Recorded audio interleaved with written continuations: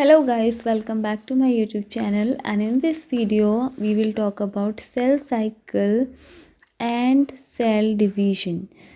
तो cell division क्या होता है? सबसे पहले तो सेल डिवीजन क्या है? It is the formation of new cells from old cell. किसी एक सेल से नए सेल्स बन रहे हैं, वो सेल 2 भी बन सकते हैं, वो सेल 4 भी बन सकते हैं।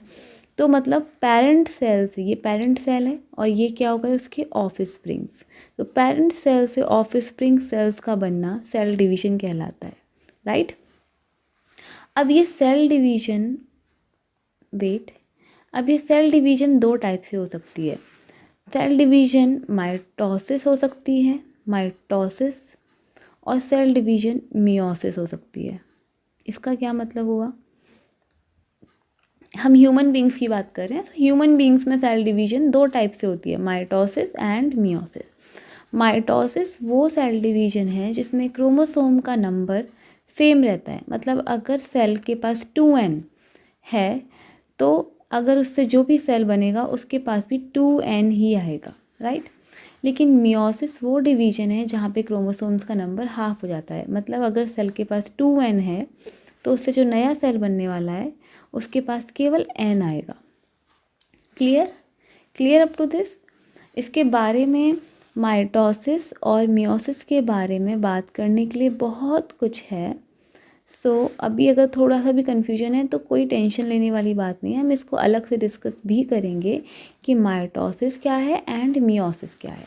अभी आप मोटा मोटा इतना समझिए कि जब माइटोसिस की हम बात करते हैं, माइटोसिस की अगर हम बात करते हैं तो 2n से 2n बनता है, ठीक है। इसका क्या मतलब हुआ कि अगर सेल के पास जितना क्रोमोसोम है उतना ही सेम क्रोमोसोम का सेट नए सेल में बनेगा। लेकिन अगर मियोसिस है, मियोसिस में जितना भी क्रोमोसोम है सेल के पास उसका आधा रह जाएगा नए सेल के पास। सपोज यहाँ 2n है तो नए सेल के पास केवल 2n का आधा कितना हुआ, n, तो n रह जाएगा। इतना क्लियर हुआ? तो क्योंकि यहाँ पे इक्वल है, 2n से 2n ही बन रहा है, इसीलिए हम माइटोसिस को इक्वेशनल डिवीजन भी कहते हैं। क्या कहते हैं? इक्वेशनल, ठीक है। और क्योंकि मियोसिस में रिडक्शन हो रहा है, आप देख सकते हो रिड्यूस हो गया।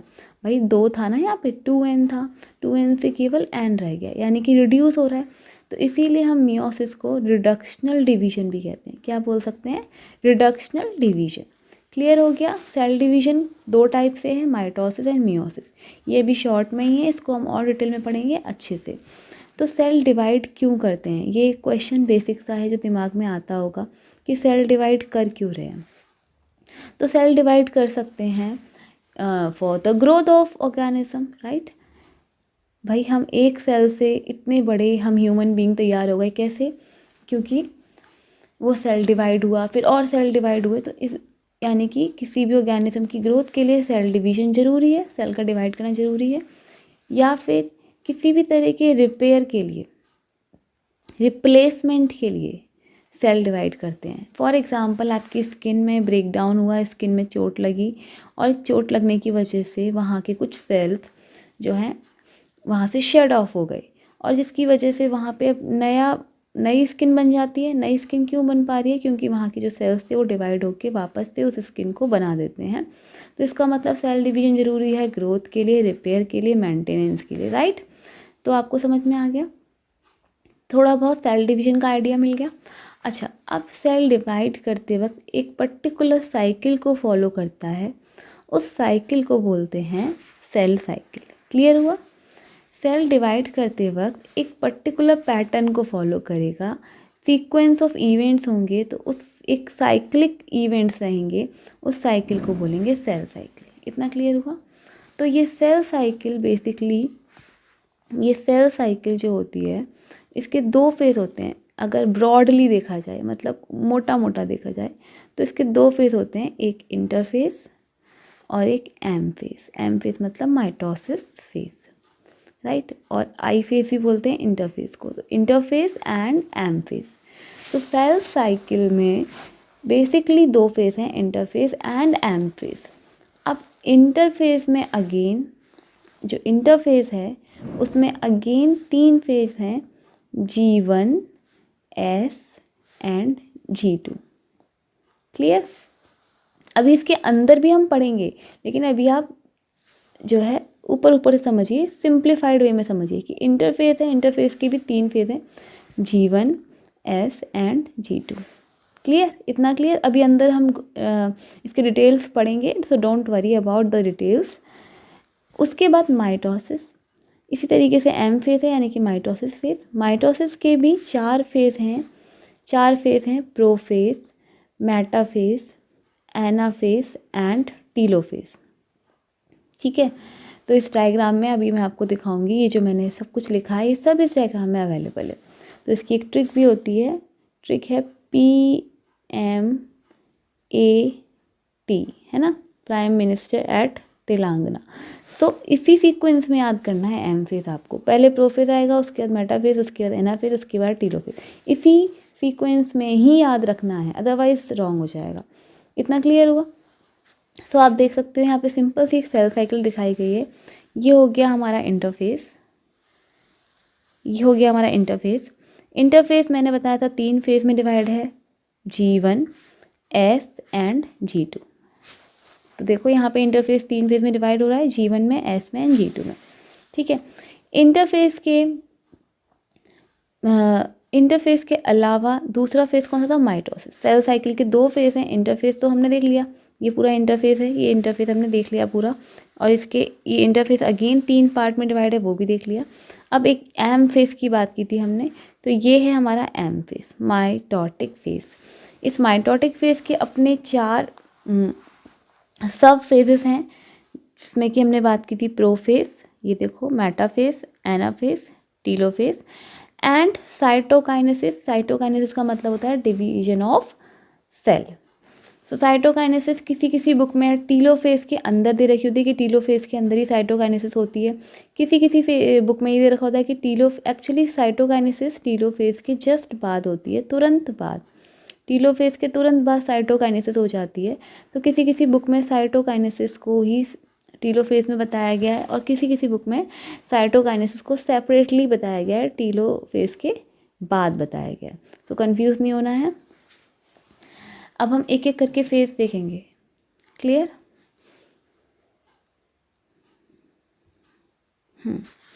सबसे पहले इंटरफेस।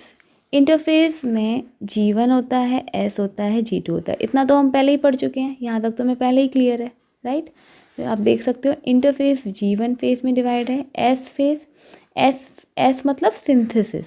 तो यहाँ पे क्या सिंथेसिस हो रही है, यहाँ पे DNA की सिंथेसिस हो रही है। ठीक है, तो इसीलिए इसका नाम पड़ गया S phase. G2 phase and M phase को अभी हम इन फेजेस को डिटेल में देखने वाले हैं, सो डोंट वरी। सबसे पहले G1 फेज। G1 फेज जो होता है, G1 फेज, इसमें क्या क्या होता है, रिकवरी फ्रॉम प्रीवियस डिवीजन। जब यहाँ सेल का डिवीजन, मेन डिवीजन तो कहाँ पे हो रहा है, एम फेज में हो रहा है ना। इंटरफेज जो होता है इसको रेस्टिंग फेज भी बोलते हैं।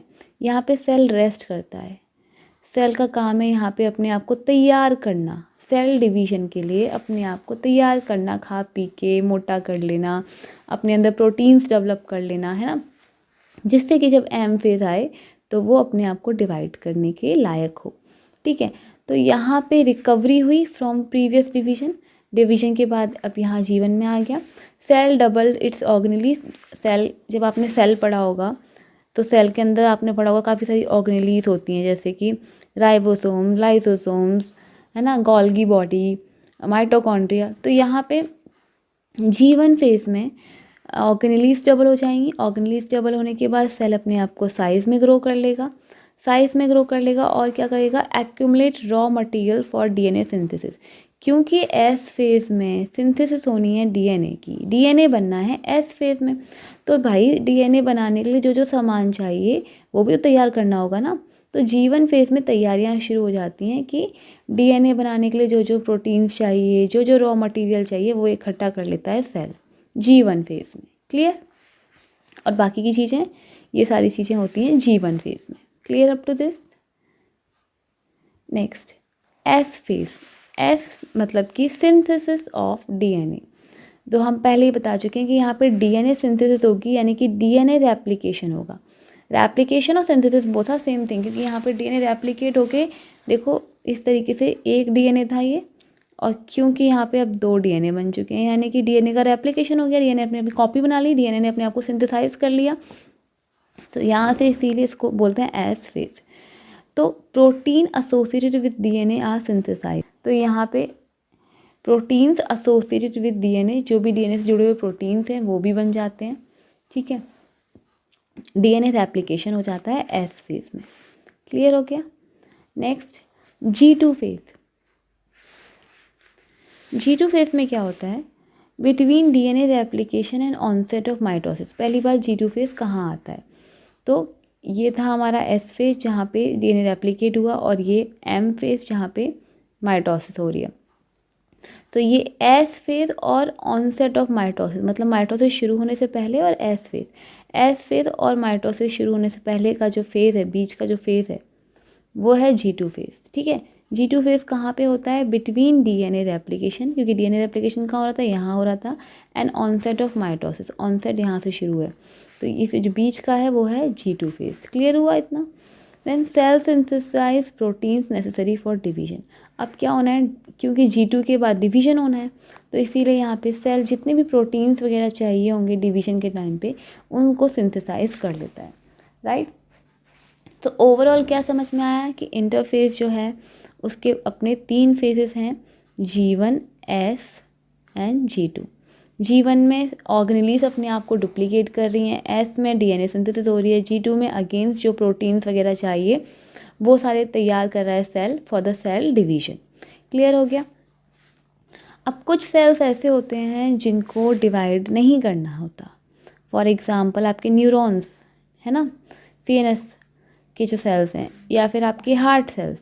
तो ऐसे सेल्स जो हैं जिनको सेल डिवाइड बार बार नहीं करना, तो वो सेल साइकिल में पार्ट भी नहीं लेंगे, ठीक है, सेल साइकिल का हिस्सा बनेंगे ही नहीं। तो ऐसे सेल्स जो हैं वो एम फेज़ के बाद एंटर कर जाते हैं G0 फेज़ में।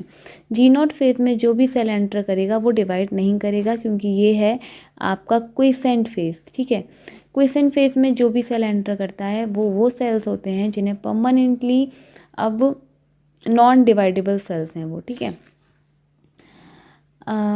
सो ये था एक फैक्ट G0 फेज़ से रिलेटेड। G0 फेज़ जो है वो क्या होता है? तो वो उन सेल्स के लिए होता है जिन सेल्स को डिवाइड नहीं करना है। नाउ इंटरफेस में हमने सारी बातें देख ली कि इंटरफेस में G1 में क्या होता है, S में क्या होता है, G2 में क्या होता है। नाउ माइटोसिस फेज जो सबसे इम्पॉर्टेंट है, जहाँ पे सेल डिवीजन एक्चुअली हो रही है, जहाँ पे न्यूक्लियस डिवीजन एक्चुअली हो रही है, वो है माइटोसिस फेज। तो माइटोसिस फेज में 2 चीज़ें सबसे इम्पॉर्टेंट होती हैं। First is karyokinesis and second is cytokinesis. Kinesis का मतलब ही है डिवीजन, कैरियो का मतलब है न्यूक्लियस, ऐसे ही यहाँ पे साइटो का मतलब है सेल, और काइनेसिस का मतलब है डिवीजन। तो इसका मतलब यहाँ पे क्या हुआ कि कैरियोकाइनेसिस मतलब न्यूक्लियस का डिवीजन होगा, और साइटोकाइनेसिस मतलब साइटोप्लाज्म यानी कि सेल का डिवीजन होगा। जब न्यूक्लियस का डिवीजन होगा तो 2 डॉटर न्यूक्लियाइज बन जाएंगे, और जब सेल का डिवीजन होगा तो 2 आइडेंटिकल डॉटर सेल्स बन जाएंगे। क्लियर हुआ? इसका मतलब क्या हुआ कि माइटोसिस में हमारे पास 2 चीज़ें होती हैं, एक कैरियोकाइनेसिस एंड एक साइटोकाइनेसिस। कैरियोकाइनेसिस में न्यूक्लियस डिवीजन होता है, साइटोकाइनेसिस में साइटोप्लाज्म का डिवीजन होता है। क्लियर हुआ? अब नेक्स्ट आगे माइटोसिस के फेज़ देखेंगे, prophase, metaphase, anaphase, telophase, right. So सबसे पहला फेज़ है माइटोसिस के प्रोफेज। प्रोफेज में क्या होता है? Look at the diagram carefully. Prophase में क्रोमैटिन कंडेंस कर जाता है। ये हमारा सेल था, ये हमारे सेल की न्यूक्लियस थी। यहाँ पे क्रोमोसोम्स इस तरीके बिना किसी फॉर्म में, बिना किसी स्ट्रक्चर में इसी तरीके से प्रेजेंट थे। लेकिन अब क्योंकि डिवीजन होना है, डिवीजन के लिए बहुत ज़रूरी है कि वो एक फॉर्म में आए, तो इसीलिए क्रोमैटिन जो है, क्रोमोसोम्स जो हैं वो कंडेंस करके एक फॉर्म में आ जाते हैं। Okay, and centrosomes separate moving to opposite ends of the nucleus. ये आप देख रहे हो जो स्ट्रक्चर, ये है सेंट्रोसोम। तो सेंट्रोसोम्स जो हैं वो आपके अपोजिट पोल्स पे जाने लगेंगे सेल के, ठीक है। Centrosomes start to form a framework used to separate the two sister chromatids called the mitotic spindle that is made up of microtubules. In centrosomes में से कुछ ना कुछ एक तरीके से फ्रेमवर्क टाइप का बनने लगेगा, और ये जो फ्रेमवर्क बनता है जिन फाइबर्स से उनको बोलते हैं माइटोटिक स्पिंडल या स्पिंडल फाइबर्स. न्यूक्लियोलस डिसअपियर हो जाएगा. ये न्यूक्लियस है हमारी, और इस न्यूक्लियस के अंदर यहाँ पे ये देख रहे हो आप हल्का सा ब्लर जैसा कुछ है, ये न्यूक्लियोलस है. न्यूक्लियस के अंदर होता है न्यूक्लियोलस, तो न्यूक्लियोलस गायब होने लगेगा. एंड यहाँ पे जो न्यूक्लियर एनवलप है, ये nuclear envelope, let me clear this picture. अब आप क्लियरली देख सकते हो न्यूक्लियर एनवलप डिसइंटीग्रेट होने लगेगा, मतलब यहाँ पे जो एनवलप है ये टूटने लगा. ये आप देखो इस बीच बीच में गैप दिख रहे हैं, ये जो गैप दिख रहे हैं वो इसीलिए दिख रहे हैं क्योंकि ये डिसइंटीग्रेट होने लगा है, क्योंकि इसको डिसअपियर होना है तो इसीलिए डिसइंटीग्रेट हो रहा है. तो प्रोफेज में मोटा मोटा हम समझेंगे क्या होता है. प्रोफेज में क्रोमोसोम्स कंडेंस कर जाते हैं, सेंट्रोसोम्स अपोजिट पोल्स पे जाने लगते हैं, न्यूक्लियोलस डिसअपियर हो जाता है एंड न्यूक्लियर एनवलप डिसइंटीग्रेट हो जाता है. Clear? Clear up to this? Next, metaphase. So metaphase का नाम ही इसीलिए पड़ा है क्योंकि मेटाफेज में हमें देखने को मिलती है मेटाफेजिक प्लेट. ये देख रहे हो ये एक तरह की प्लेट है और इसका नाम दे रखा है ऊपर मेटाफेजिक प्लेट. सो ये न्यूक्लियस के सेंटर में एक मेटाफेजिक प्लेट सी बन जाती है. क्यों? क्योंकि जितने भी क्रोमोसोम्स हैं वो अपने आप को अलाइन कर लेते हैं न्यूक्लियस के इक्वेटर पे. So chromosomes align on an axis called the metaphasic plate. Chromosomes align मतलब क्रोमोसोम लेट जाते हैं एक एक्सिस पे जिसको बोलते हैं metaphasic plate. The spindle consists of microtubules, one attached to each chromosome. और यहाँ से जो स्पिंडल फाइबर्स थे वो स्पिंडल फाइबर अटैच किससे हो जाते हैं? सेंट्रोमियर से. ठीक है, ये इस तरीके से सेंट्रोमियर से अटैच हो जाते हैं. अब आप पूछोगे सेंट्रोमियर क्या है? So this is the structure of chromosome, right. तो यहाँ पे जो होता है ये होता है सेंट्रोमियर. क्या होता है? सेंट्रोमियर. और यहाँ पे होते हैं साइड में काइनेटोकोर्स. ठीक है, तो ये होते हैं हमारे chromatid sisters. Chromatid sisters. Now you will not confuse in terminologies कि क्या क्या होता है, किसको क्या बोलते हैं. ठीक है, तो इतना क्लियर हुआ. मेटाफेज में क्या होता है? मेटाफेज में हम इतना याद रखेंगे कि जो क्रोमोसोम्स हैं वो मेटाफेजिक प्लेट पे अलाइन हो गए हैं और स्पिंडल फाइबर्स जो हैं वो अटैच हो चुके हैं क्रोमोसोम के काइनेटोकोर से. क्लियर? काइनेटोकोर से अटैच हो जाते हैं ये spindle fibres. Next, anaphase. Anaphase में आपको क्या देखने को मिलेगा? एनाफेज में each centromere splits making two chromatids free. यहाँ जो मैंने सेंट्रोमियर बना के दिखाया था आपको, इस तरीके से ये क्रोमोसोम था और ये था सेंट्रोमियर, ये था सेंट्रोमियर. तो यहाँ सेंट्रोमियर स्प्लिट हो जाएगा, इस तरीके से स्प्लिट हो गया और स्प्लिट होने के बाद इसने क्रोमैटिड्स को फ्री कर दिया. ये देखो फ्री हो गए क्रोमैटिड्स. तो ईच क्रोमैटिड मूव टुवर्ड्स पोल. ये क्रोमैटिड्स अपने अपने पोल की तरफ खींचने लगेंगी और इनको कौन खींच रहा है? स्पिंडल फाइबर्स खींच रहे हैं अपने अपने पोल्स की तरफ. Cells begins to elongate caused by microtubules not attached with kinetochore. Clear? So यहाँ पे आप देख सकते हो कि जो डॉटर क्रोमोसोम्स हैं ये अपने अपने पोल्स की तरफ खींच रहे हैं, सिस्टर क्रोमैटिड्स को पोल की तरफ खींच रहे हैं स्पिंडल फाइबर्स. और एनाफेज में सेल किस तरह का दिखेगा? सेल इस तरह का दिखने लगता है. ठीक है, तो ये एक आपको क्लियर कट पिक्चर है कि यहाँ पे हम समझने की पर्पज़ समझ सकते हैं और यहाँ पे हमें दिखता है एक्चुअली में माइक्रोस्कोप में वो कि एनाफेज में कैसा दिखता है सेल. ठीक है, तो एनाफेज क्लियर हो गया. After that telophase. So telophase में क्या होता है? What's happen in telophase? Formation of nuclear membrane and nucleolus. So यहाँ पे वापस से न्यूक्लियर मेम्ब्रेन की और न्यूक्लियोलस की फॉर्मेशन होने लगती है. ठीक है, तो ये देखो आप न्यूक्लियोलस बन रहा है, ये न्यूक्लियोलस बनने लगा इस तरीके से और यहाँ पे न्यूक्लियर मेम्ब्रेन बनने लगी. Short and thick chromosome begin to elongate to form long and thin chromatid. जो क्रोमोसोम शॉर्ट एंड थिक थे वो वापस से लॉन्ग एंड थिन क्रोमैटिन बन रहे हैं. Formation of the cleavage furrow a shallow groove in the cell near the old metaphasic plate. यहाँ पे जहाँ मेटाफेस प्लेट आ रही थी वहाँ पे एक ग्रूव सी बन रही है, देखो गड्ढा सा बन रहा है। क्यों बन रहा है ये? क्योंकि अभी इसको सेल को डिवाइड होना है, तो इसलिए ज़रूरी है कि इस ग्रूव का बनना। एंड देन साइटोकाइनेसिस होगी, यानी कि डिवीजन हो जाएगा साइटोप्लाज्म का। ये देखो ये पूरा साइटोप्लाज्म जो था सेल का, इसका डिवीजन हो गया है।